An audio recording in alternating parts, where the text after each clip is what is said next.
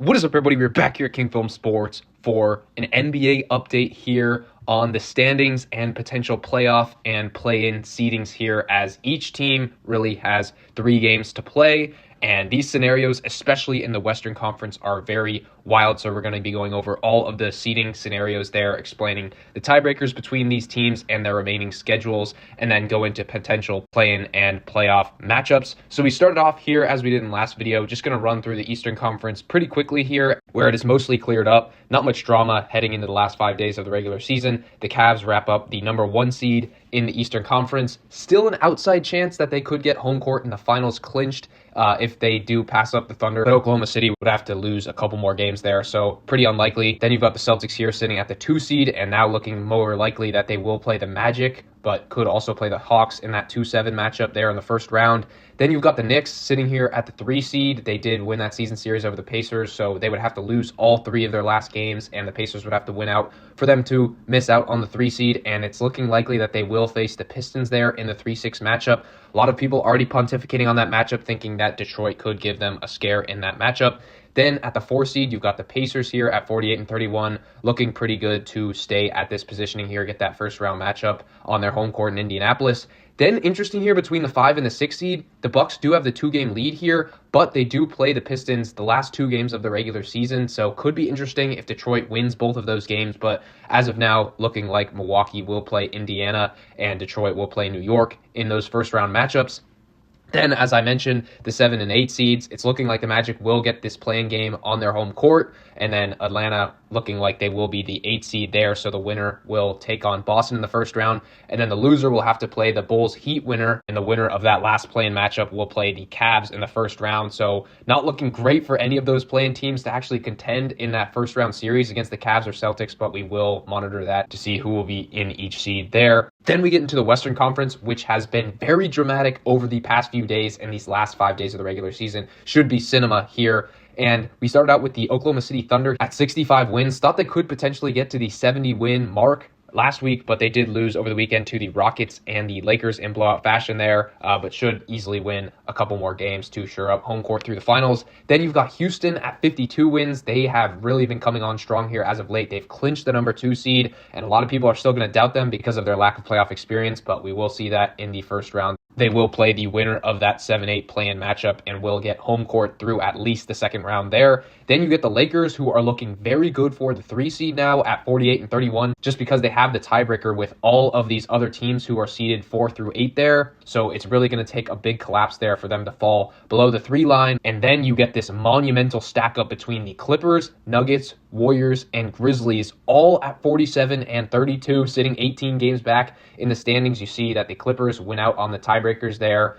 Then you've got the Nuggets, then Warriors, then Grizzlies, and then the Timberwolves would have been tied with all of those teams. They were up 24 points in the fourth quarter last night in Milwaukee against the Bucks, but they blow it. They give up a 34-3 run.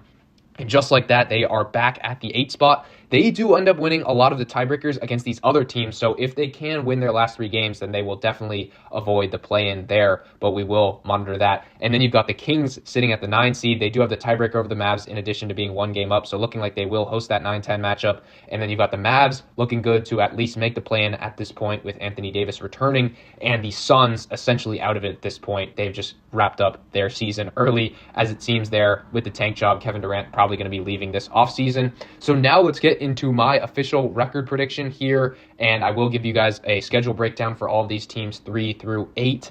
And I've got the Thunder finishing 68-14, Rockets then 53-29 there. Both of those 2 teams clinched into their seeding. And then the Lakers, I have them actually winning out. They will not have to do this. They only have to win 2 of their last 3 games, but that last game is against Portland, so I'll have them winning that one anyway. Tonight you have Luka's return to Dallas, and this matchup should be great. The Lakers are only favored by 3 points as they are coming off the back-to-back loss to OKC last night, so that should be very entertaining. If they lose that one, then the game on Friday at home against the Houston Rockets will be a very important game for them and all of the other teams behind them. So Lakers, I think that they will win out here, but they could be in some trouble if they lose to Dallas and then find themselves in a rock fight against that tough Houston team on Friday night.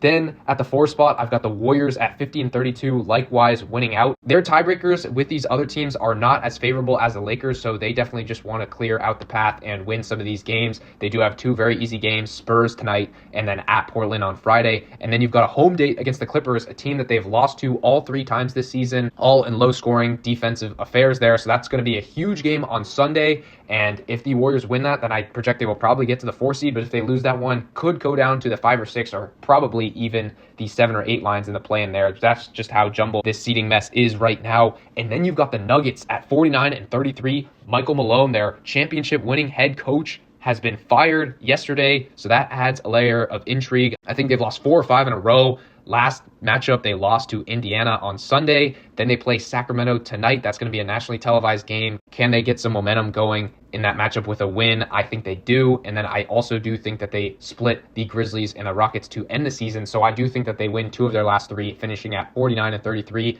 which will be good enough for the 5 seed there. They will be tied with the Clippers, who I also have finishing at 49-33. I do think that the Clippers beat the Rockets and the Kings and then lose to the Warriors in that final matchup there. And in that case, the Clippers and the Nuggets did tie the regular season series, and the Nuggets have the better conference record there. So the Nuggets would get the 5 seed. Clippers, though, would avoid the play-in there at the 6. And then you've got the Grizzlies at 49-33. The Grizzlies tiebreaker situation is just abysmal here. I think they got swept in their regular season series against both Denver and the Clippers, so no chance against both of those teams here. They do actually get to play the Nuggets on Friday, and they do have a big game against the Wolves at home on Thursday, as you can see, and then wrap up against the Mavs. So I do think that they win 2 of their last 3 here. I do think that they win against Minnesota at home and then tough on the back-to-back at altitude against Denver. So I say that they'll lose that one and then beat the Mavs in that regular season finale there. So that puts them at 49-33. And then you've got the Wolves here. They do have some very good tie-breaking scenarios, as I mentioned earlier, but it's going to come down to that Grizzlies game tomorrow night. Can they bounce back from the Milwaukee disaster will be the question. Not easy to go into FedEx Forum there and take down this Grizzlies team. So I do have them losing that one. I think that that spread should be within a couple points either way, so that'll be a very interesting matchup tomorrow night. And then wrap up against the Nets and the Jazz. Those should be 2 pretty easy games there, but just losing that Grizzlies game pushes them down to 34 losses and the 8 seed. And then I've got the Kings finishing with 40 wins and the Mavs at 39-43. So with all that being said, look at these first round matchups here. These should be very entertaining. You've got the Battle of LA, which in the Kawhi Leonard, LeBron James era of the past 5 or 6 years, we actually haven't seen this one take place in the playoffs. So that should be great if both teams are at full strength there. And also this season, not playing in the same arena, you've got that added dynamic, which should be interesting. Then at the 4-5, you've got the Warriors and the Denver Nuggets there. Jokic going against Stephen Curry and Jimmy Butler. That should be very interesting. How will the Nuggets look without Michael Malone? And if they can't get the horse back on track, they could potentially be in the play-in and potentially miss out on the playoffs altogether if they lose that second game to either the Kings or the Mavs, which would be interesting. And then you would have the Rockets playing the Grizzlies-Wolves winner, which would be interesting. And then potentially Thunder in the 1-8 matchup, maybe playing the Wolves. That would be very interesting. The Thunder are not looking forward to that. I think that all of these top teams are probably wanting to face either the Grizzlies or the Nuggets, as those teams have been struggling as of late and have fired their head coach. So now we look at the Western Conference odds here to end out the video.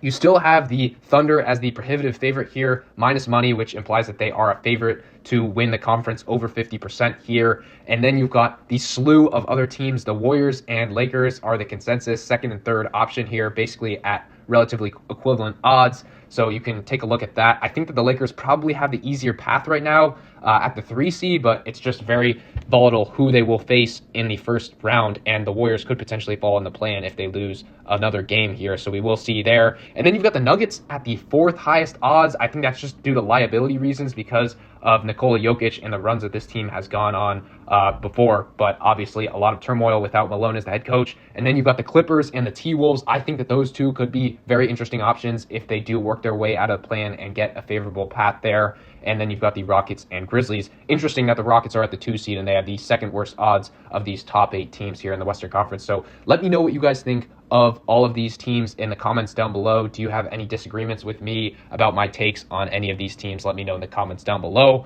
As always, be sure to like, subscribe, and I will see you guys all in the next one.